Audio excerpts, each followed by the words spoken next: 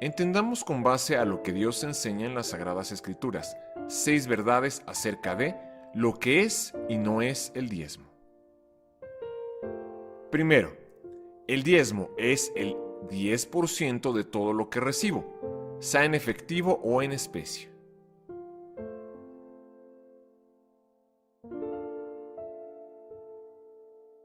Segundo, no es una ofrenda o limosna, es decir, algo que yo siento dar o lo que me sobra.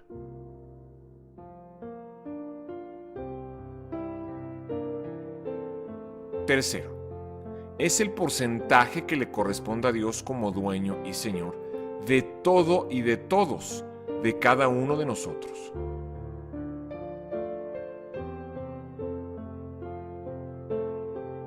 Cuarto, no es algo que podemos decidir pagar o no, tal y como no podemos decidir si queremos pagar la luz, la comida o la renta, por ejemplo.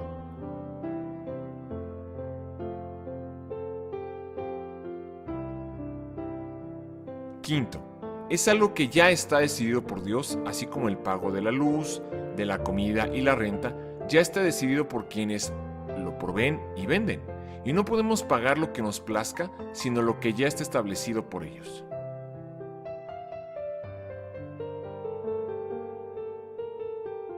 Sexto, lo estableció Dios desde el principio, como vamos a demostrar con la Biblia más adelante.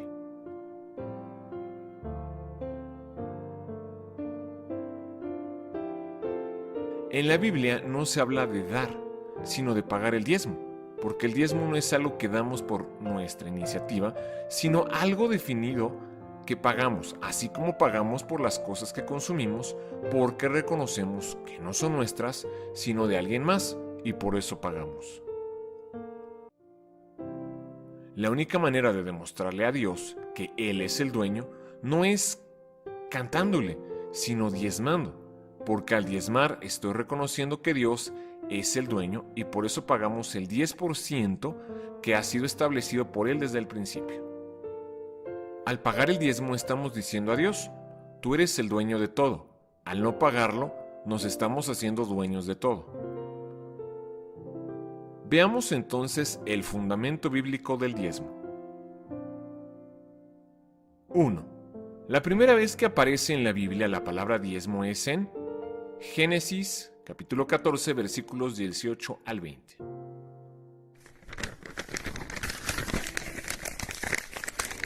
Y Melquisedec, rey de Salem y sacerdote del Dios Altísimo, le llevó pan y vino a Abraham. Melquisedec bendijo a Abraham con la siguiente bendición: Bendito sea Abraham por Dios Altísimo, creador de los cielos y la tierra. Y bendito sea Dios Altísimo, que derrotó a tus enemigos por ti. Luego Abraham dio a Melquisedec una 10ª parte de todos los bienes que había recuperado.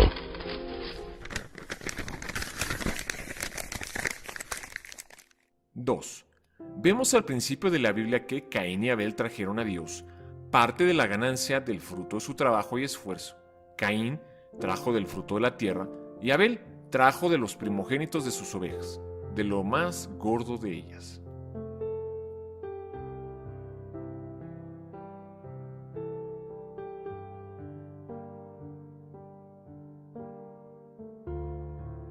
Tres. ¿Quién les enseñó que debían dar a Dios del fruto de su trabajo? Definitivamente tuvo que haber sido Adán.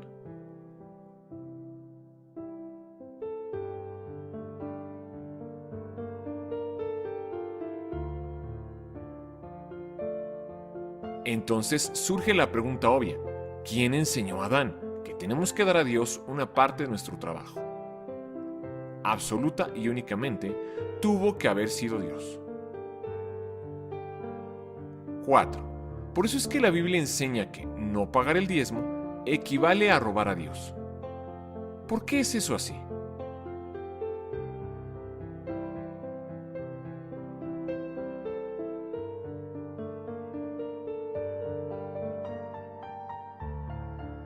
No pagar el diezmo en simbolismo es como Adán, que podía comer de todos los árboles menos de uno, pues eso le recordaba que Dios era el dueño.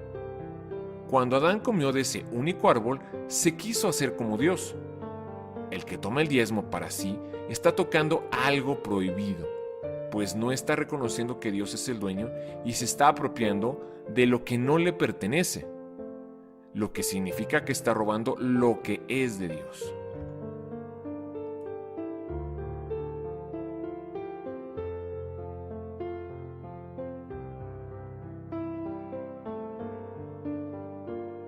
(5) Vemos en la Biblia también que Jacob y Esaú, nietos de Abraham, ellos también sabían acerca de pagar el diezmo.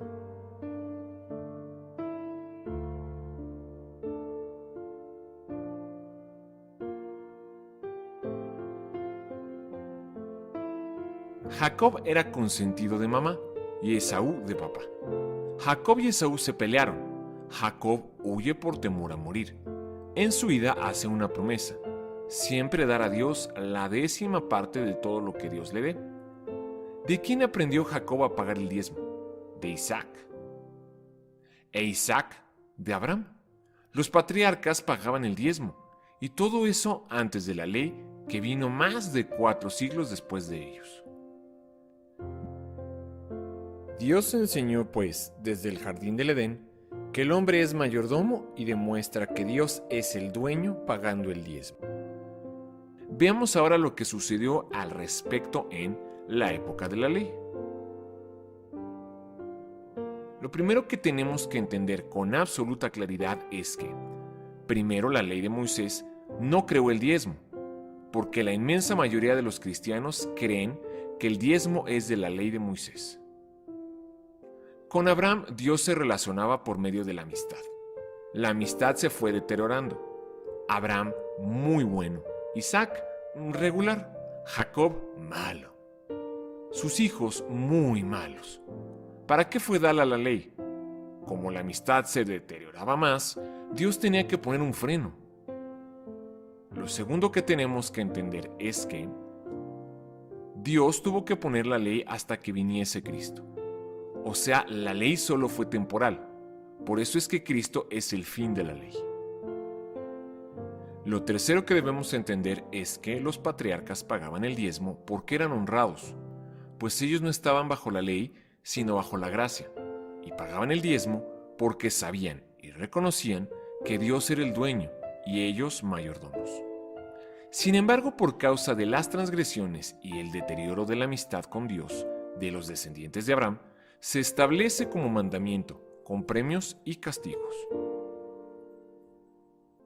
Lo ideal sería que pagáramos por honradez, por amor y respeto a Dios.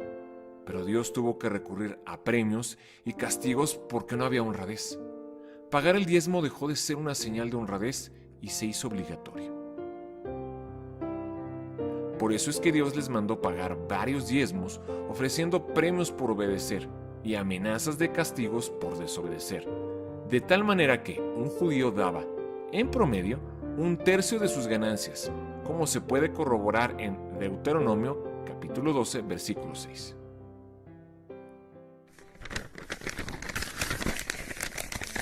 Allí llevarás tus ofrendas quemadas, tus sacrificios, tus diezmos, tus ofrendas sagradas, las ofrendas para cumplir tus juramentos, tus ofrendas voluntarias y las ofrendas de las primeras crías de tus manadas y rebaños.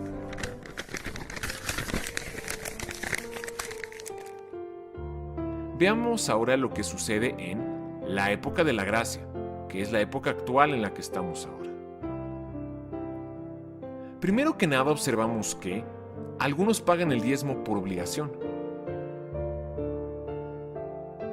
Segundo, otros pagan por honradez, sin presiones.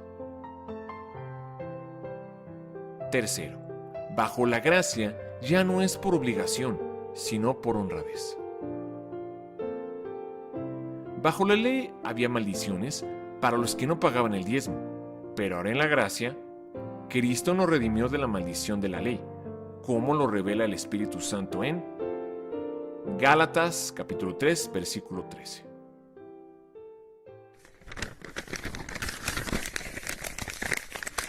Pero Cristo nos ha rescatado de la maldición dictada en la ley. Cuando fue colgado en la cruz, cargó sobre sí la maldición de nuestras fechorías. Pues está escrito: maldito todo el que es colgado en un madero. Por eso podemos afirmar con toda seguridad que ahora en la gracia, Dios no nos castiga si no diezmamos, y tampoco está obligado a bendecirme si lo hago. Y debemos tener cuidado de los predicadores que hoy enseñan eso y asustan a los hermanos con amenazas y promueven la codicia y el interés con las recompensas. Por eso es que ahora en la gracia en Cristo, la motivación correcta debe ser la honradez. Y no debemos diezmar ni por el interés de la bendición, ni por el temor al castigo, ni nadie nos debe obligar o amenazar, pues el diezmo es un asunto de crecimiento espiritual, de crecer en amistad con Dios.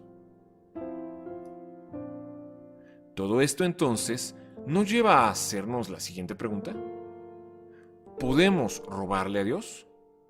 A lo cual la inmensa mayoría, si no es que todos los cristianos, contestan inmediatamente que no es posible robar a Dios, porque es todopoderoso y sería imposible hacerlo. Pero es Dios mismo quien dice que sí podemos hacerlo, tal como lo afirmó en Malaquías, capítulo 3, versículo 8. ¿Debería el pueblo estafar a Dios? Sin embargo, ustedes me han estafado. Pero ustedes preguntan, ¿qué quieres decir? ¿Cuándo te hemos estafado? Me han robado los diezmos y ofrendas que me corresponden.